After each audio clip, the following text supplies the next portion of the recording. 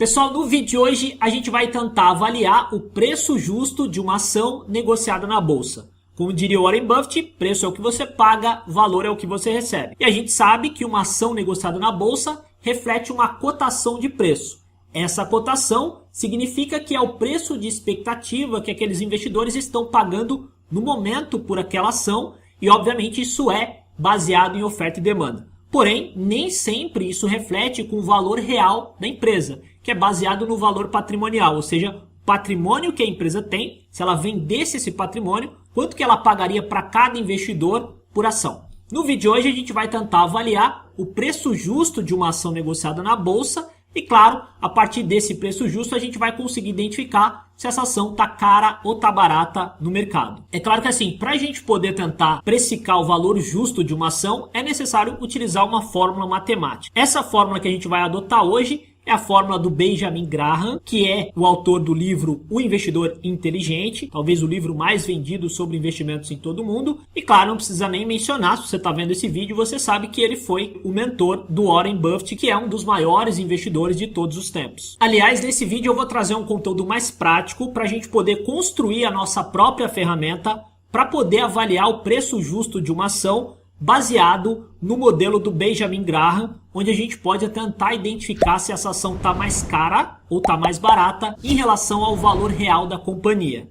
Aliás, se você é novo aqui no canal, aproveita a oportunidade, já se inscreve para não perder nenhum conteúdo que a gente tem postado por aqui. Primeira coisa que a gente precisa deixar claro, pessoal, é que, como qualquer outro método, esse do Benjamin Graham tem várias limitações. Afinal de contas, não é fácil você tentar precificar o valor justo de uma ação negociada na bolsa. Só para a gente poder entender, essa fórmula ela foi criada na década de 50, onde naquela época as principais empresas eram do setor industrial. Então, claro, a gente vai utilizar essa fórmula para empresas desse setor. Hoje, por exemplo, você tem muitas empresas do setor de tecnologia. Então, essa fórmula não vai ser eficaz para esse setor especificamente. Então, a gente tem que focar no setor de indústrias para poder tentar precificar o valor justo de uma ação. O objetivo principal dessa fórmula é tentar encontrar boas empresas negociando a preços subavaliados, ou seja, com desconto. Então a gente consegue ver aqui nesse gráfico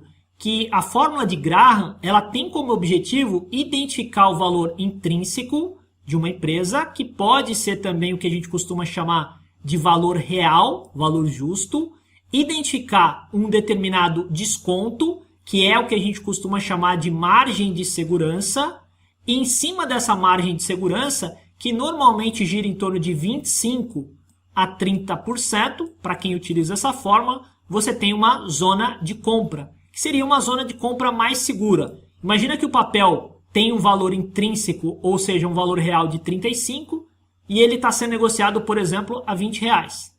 Traria a possibilidade do investidor comprar esse papel com uma boa margem de segurança, que seria demonstrada por essa fórmula do Benjamin Graham. O interessante é que o Benjamin Graham buscou simplificar o máximo possível o cálculo do valor intrínseco de uma ação para poder identificar o valor justo de uma empresa. Lembra que valor intrínseco nada mais é que valor justo. E aí ele criou uma única fórmula. Essa fórmula ela representa o fator que ele criou, que é 22,5, a gente já vai entender o que é isso. E aí a gente pega a raiz quadrada desse fator que foi criado, multiplica pelo lucro por ação e multiplica pelo valor patrimonial por ação. Aí a gente vai conseguir encontrar o valor justo dessa empresa baseado na fórmula de Graham. É claro que ele colocou algumas premissas. O valor patrimonial por ação tem que ser inferior a 1,5 e o lucro por ação também tem que ser inferior a 15 vezes. Significa de maneira bem simples, né? Quando você tem uma empresa negociada na bolsa, ela tem um determinado valor patrimonial. Por exemplo, 100 milhões de reais. Se a cotação dessa empresa fizer com que ela seja negociada acima de 50% do valor patrimonial, ela está fora dessa fórmula. Ou se você investir nessa empresa e ela demorar mais do que 15 anos para te devolver o valor aplicado, ela também estaria fora dessa fórmula. É claro que existem exceções, por isso que foi criado esse fator de 22,5, e é isso que eu vou explicar agora para você. Como a gente viu, existem basicamente dois critérios principais para poder selecionar uma ação que pode ser incluída na fórmula do Benjamin Graham. O primeiro é que o lucro por ação não pode ultrapassar 15. E o segundo é que o valor patrimonial por ação tem que ser inferior a 1,5.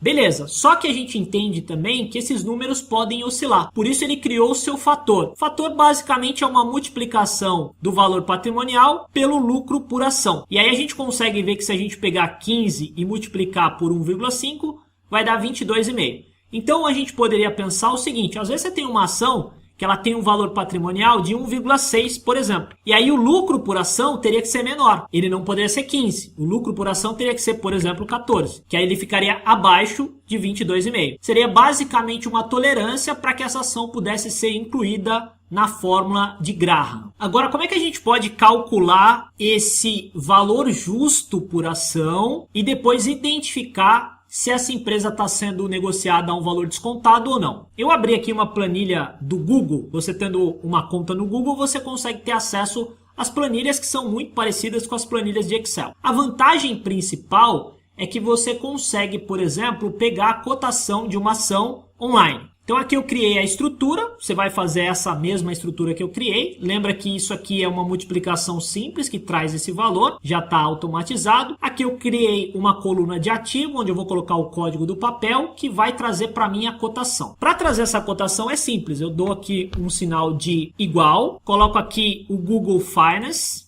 Aqui ele vai pedir para mim a célula que vai buscar o ticker desse papel, nesse caso essa que está em amarelo. Eu coloco aqui ponto e vírgula, abre aspas, coloco o price, basicamente é o preço, e fecho aspas. Dou um enter e ok. Eu posso colocar um ativo aqui simplesmente para poder fazer o teste. Ele já está trazendo para mim a cotação 31,85 no caso de Petrobras. Agora a gente vai colocar a fórmula do valor justo. Lembra que o lucro por ação e o valor patrimonial por ação a gente vai coletar em um site na internet para ficar mais fácil a gente não precisar fazer esse cálculo. Mas o valor justo por ação a gente precisa calcular. Para fazer isso é simples, a gente coloca aqui igual, coloca a raiz, a gente quer a raiz quadrada, a gente vai pegar o fator, multiplicar pelo valor patrimonial e multiplicar pelo lucro por ação. A gente fecha o cálculo e dá um enter. Então aqui a gente já tem o valor justo. Agora a gente vai colocar a fórmula da margem de segurança ou desconto, né? Se é que essa ação tem algum desconto. Para poder fazer isso é simples, eu pego aqui, coloco um igual, vou colocar aqui o valor intrínseco menos a cotação, vou fechar e vou dividir pelo valor intrínseco aqui. Pronto, dou um enter. Já tenho aqui tudo formatado. Vamos testar para ver se está realmente trazendo a informação. Vamos pegar aqui um ativo do setor industrial, VEG3. Ele conseguiu trazer a cotação para mim, 33,30. Agora eu preciso pegar o lucro por ação e o valor patrimonial por ação. Para fazer isso, eu entrei aqui no site Status Invest, mas pode ser Fundamentos, pode ser o site da sua preferência. Vou procurar lá o lucro por ação, que a gente consegue ver aqui que é 0,84 e o valor patrimonial 3,20. 0,84, 3,20. Então aqui ele já traz para mim o resultado. VEG está sendo negociada a R$ 33,37. O seu valor justo seria R$ 7,38.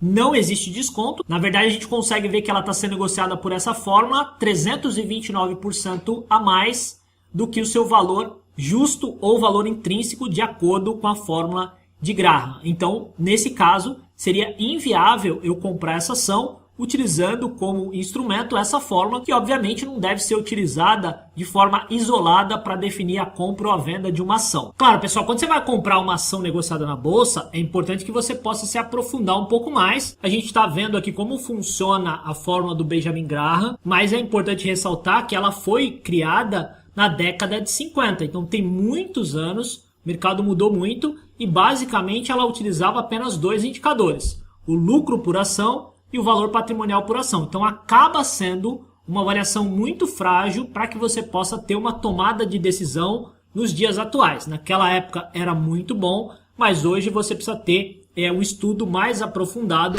para determinar se vale a pena você comprar um ativo ou não, até porque o mercado mudou muito nos últimos anos. Vamos pegar uma outra empresa aqui, só em caráter de exemplo, obviamente isso aqui não é recomendação. Peguei aqui a Tupi, que é uma empresa do setor industrial, que trabalha no mercado automotivo, de peças automotivas, E a gente vai pegar aqui o lucro por ação e o valor patrimonial por ação. Lucro por ação 309 e valor patrimonial 20 e 27. Deixa eu colocar o código aqui, TUPI3. Nesse caso, a gente consegue observar que a cotação das ações hoje está 26,02 e que o valor justo, de acordo com o modelo de Graham, levaria essas ações ao preço de 37,54, ou seja, nesse caso, ela estaria sendo negociada em relação ao seu preço justo um pouco mais de 30% de desconto. Mas é claro, pessoal, tem algumas limitações. Primeiro, é uma fórmula antiga e o mercado mudou bastante desde a época que ela foi criada. Segundo, não funciona em empresa de crescimento.